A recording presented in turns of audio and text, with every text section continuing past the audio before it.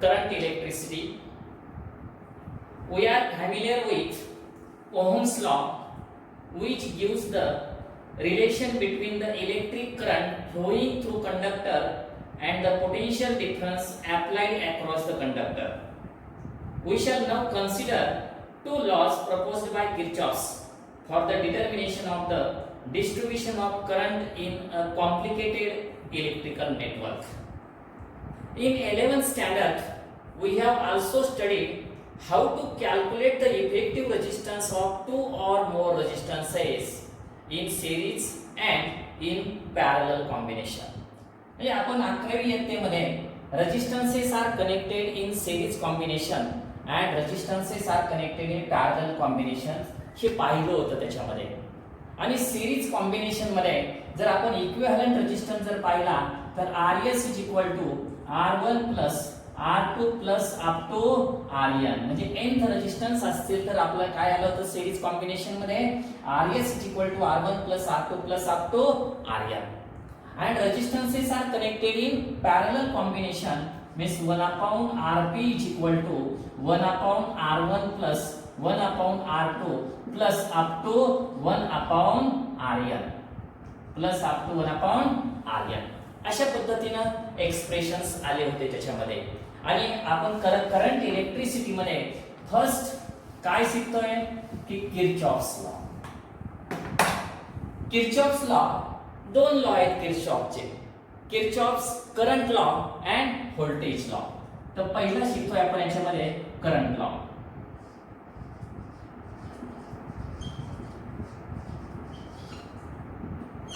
आता current law शिकत असताना याच्यामध्ये दोन कन्सेप्ट आहेत. काय कन्सेप्ट आहेत तर पहिला कन्सेप्ट आहे याच्यामध्ये जंक्शन आणि दुसरा आहे लूप.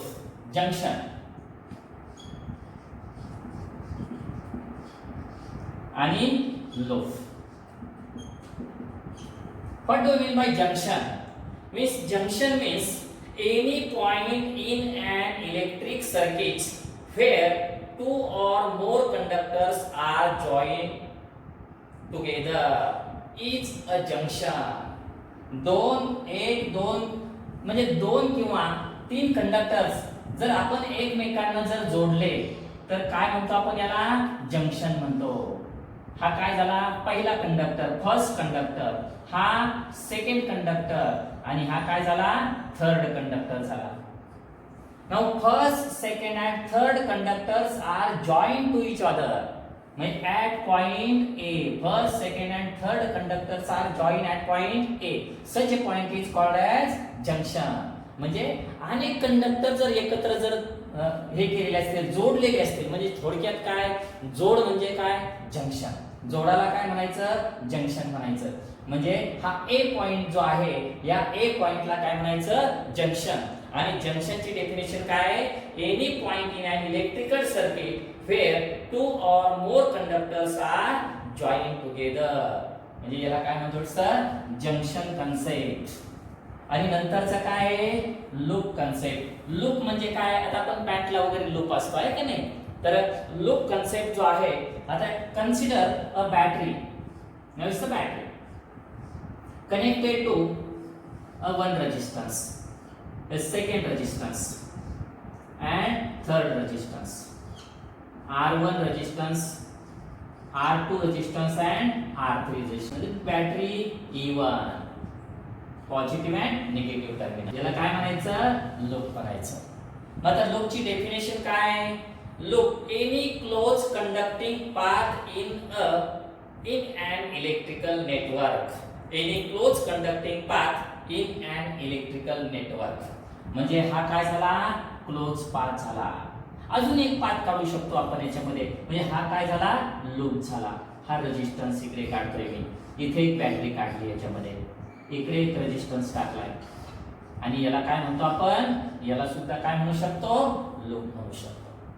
म्हणजे इथे किती लूप झाले हा एक लूप झाला, हा एक लूप झाला आणि पूर्ण काय झाला हा एक लूप झाला. It's the concept of junction and loop. म्हणजे करंट लॉ आणि व्होल्टेज लॉ शिकत असताना आपल्याला दोन कन्सेप्ट महत्त्वाचे काय आहेत हे जंक्शन आणि लूप महत्त्वाचं आहे.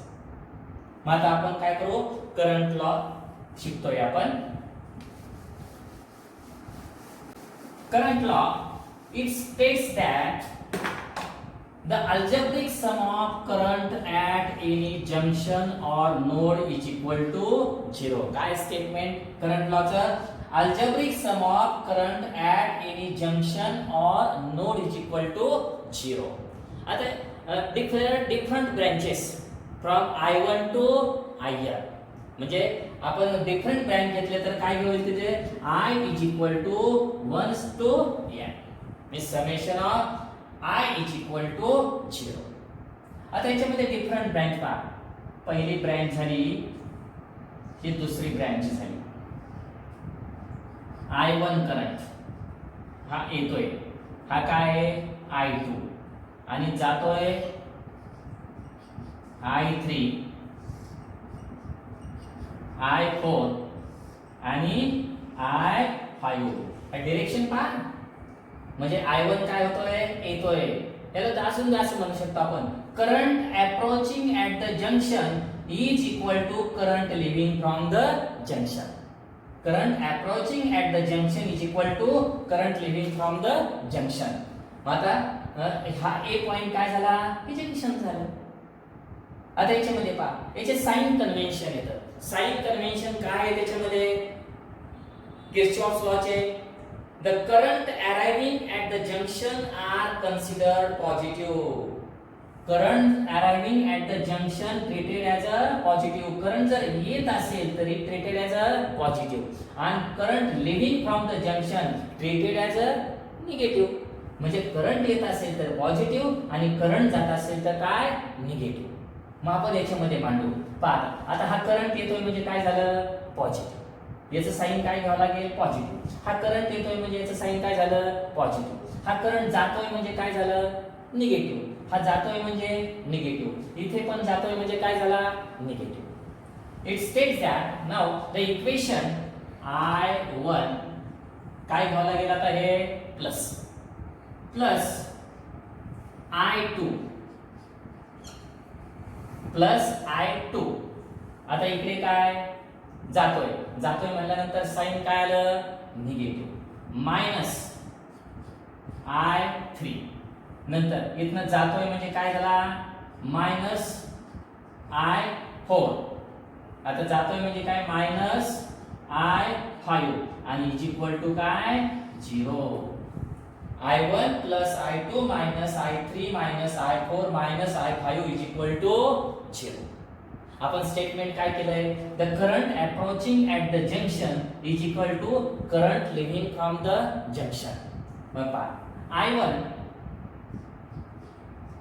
Plus I2 is equal to, आता हे तिकडे जाते I3 plus I4 plus I5.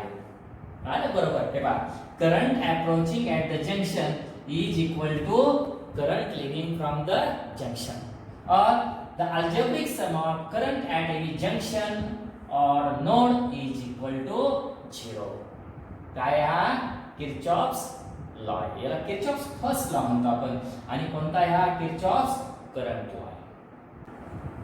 आता आपण सेकंड लॉ शिकतोय किर्चॉफ्सचा, Kirchhoff's voltage law. Current law शिकलो आपण, आता काय voltage law.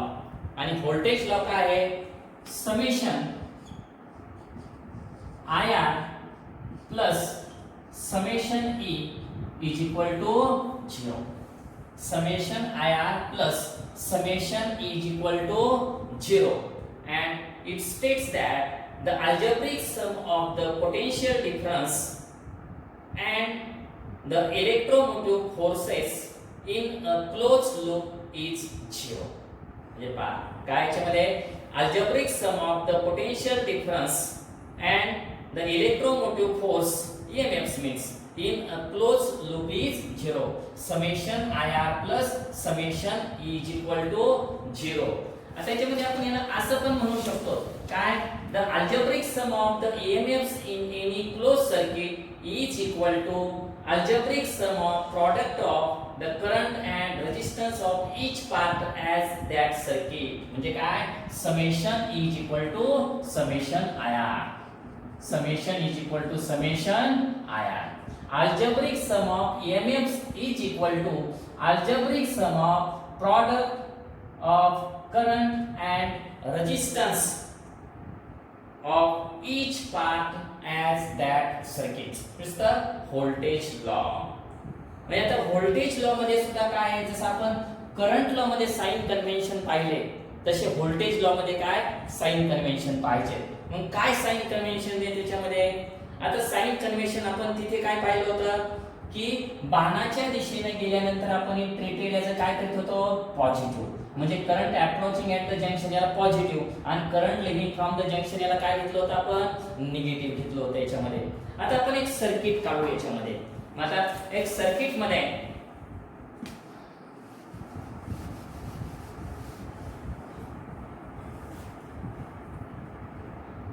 Consider a battery. आता इथं काय आहे battery E1,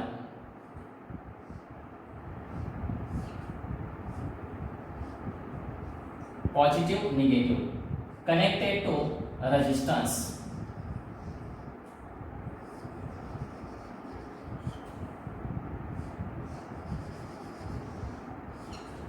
resistance R1, resistance R2 आणि रेजिस्टन्स R3.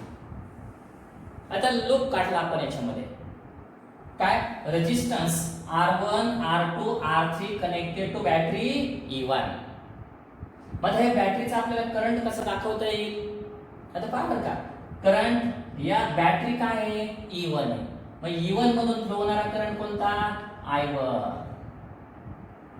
या रेजिस्टन्स मधून कोणता, म्हणजे या ठिकाणी काय I1, इथे काय असणार आहे I1च, कारण फर्स्ट बॅटरी.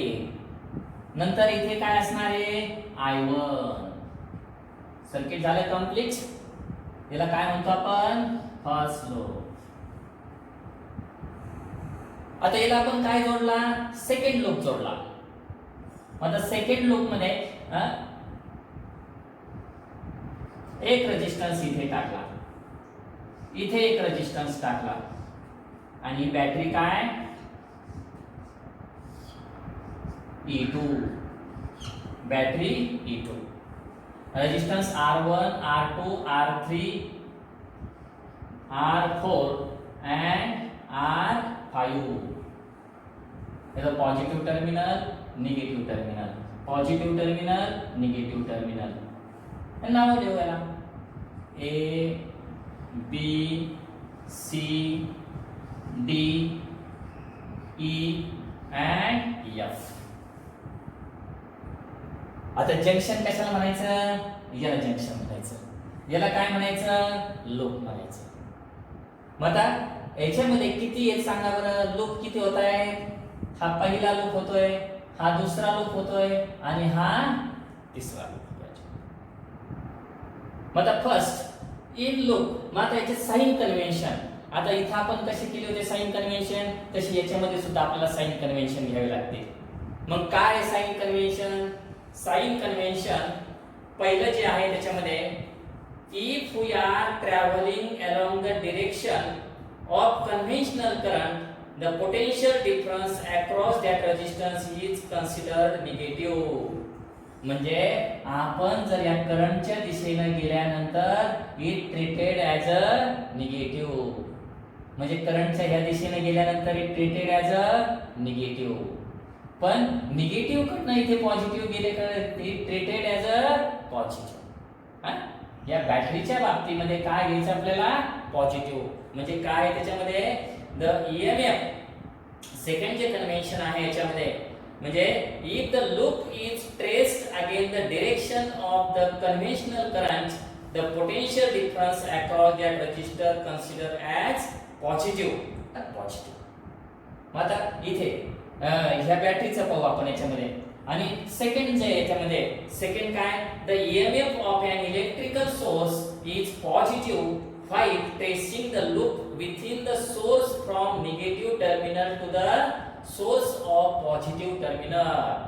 म्हणजे आपल्याला पॉझिटिव्ह केव्हा घ्यायचं, निगेटिव्ह टर्मिनल कडून पॉझिटिव्ह टर्मिनल कडे जाताना, आणि पॉझिटिव्ह टर्मिनल कडून इकडे जाताना काय घ्यायचं आपल्याला, निगेटिव्ह घ्यायचं. याला साइन कन्व्हेन्शन. तिथं काय होते फर्स्ट लॉ मध्ये, बाणाच्या दिशेने गेलं का पॉझिटिव्ह, बाण चालला का काय निगेटिव्ह. इथं काय आहे, बाणाच्या दिशेने गेलं तर निगेटिव्ह, विरुद्ध बाण आला तर पॉझिटिव्ह, म्हणजे करंटच्या बाबतीत करंट. मग आता इथे पहा कसं जातो. आता E2 पहा बरं करंट. आता इथे काय होईल, हा बॅटरी E2 आहे म्हणजे याचा करंट काय झाला, I2. इथे फ्लो होणारा काय असणार आहे, I2. आता इथे काय असेल, इकडे जाईल ना या लूप मध्ये. मग काय होईल आता इथं, I1 प्लस I2. याला काय म्हणतो मी, I3. याला काय म्हणता येईल, I3. I3 is equal to I1 plus I2. परत काय होईल, हा इकडे जाईल, I2. ओके, आलं लक्षात, दोन लूप. मग आपण सुरुवात करू लूप सॉल्व करायला. कोणता, व्होल्टेज लॉ. काय voltage law, summation IR plus summation E is equal to 0. Summation IR plus summation E is equal to 0. आता पहा लूप मध्ये, आता close loop, in first close loop A B E F A. काय loop घेतलाय, A B E F A. इथं सोडून द्यायचा, पूर्ण A डबल घ्यायचा, कारण तिथपर्यंत आलं पाहिजे, सर्किट कंप्लीट झालं पाहिजे. सर्किट कंप्लीट नाही झालं तर मग सर्किट होईल, त्यामुळे सर्किट कंप्लीट करायचं त्याच्यामध्ये. मग बघा A B E F A, I1 R1 किती येतो, I1 R1. आता याचं साइन सांगा बरं, काय येईल साइन, बाणाच्या दिशेने चाललोय आपण करंटच्या, it treated as a negative minus I1 R1. आता परत इथे काय येईल, मायनसच, minus V is equal to IR. I किती आहे करंट इथे, I3. I3 is equal to I1 plus I2 आहे, म्हणजे I3 इंटू काय, R2. I3 into R2. परत इकडे काय आहे sign, minus I1 into R3. I1 into R3. हा, आता इथे काय होईल सांगा बरं. आता चाललोय तिथं आपण बॅटरीच्या निगेटिव्ह कडनं पुढे चाललोय पॉझिटिव्ह कडे. It treated as a positive. थोडक्यात सांगायचं म्हणजे निगेटिव्ह कडे पॉझिटिव्ह, पॉझिटिव्ह कडे चाललोत का नाही, ट्रीटेड ॲज अ पॉझिटिव्ह. इकडून इकडे चाललोत का, ट्रीटेड ॲज अ निगेटिव्ह. मग काय आता इथे प्लस का मायनस, काय येईल plus, plus E1 is equal to 0. मग काय आता इथे E1 is equal to I1 R1 plus I3 R2 आणि plus I1 R3. Now is the equation number first. Equation number first. आता तसंच याच्या बाबतीमध्ये सेकंड लूपच्या बाबतीमध्ये पण करू शकतो आपण. काय लूप घेतला सेकंड आपण, कसंही घेऊ त्याच्यामध्ये. In case of the second loop काय, B is C B E D C. In second loop C B E D C. कोणता घेतला, C B E D C. सांगा साइन कन्व्हेन्शन वरून, बाणाच्या दिशेने चाललोय ते मायनस का प्लस, बोला मायनस I2 R4 मायनस येईल ना I3 R2. पुढे प्लस का minus, minus I2 R5. Negative कडून positive कडे. From negative to positive treated as a positive. E2 is equal to 0. And therefore E2 is equal to I2 R4 plus I3 R2 plus I2 R5. E2 is equal to I2 R4 plus I3 R2 plus I2 R4. Sorry, R5. It's called as the voltage second law.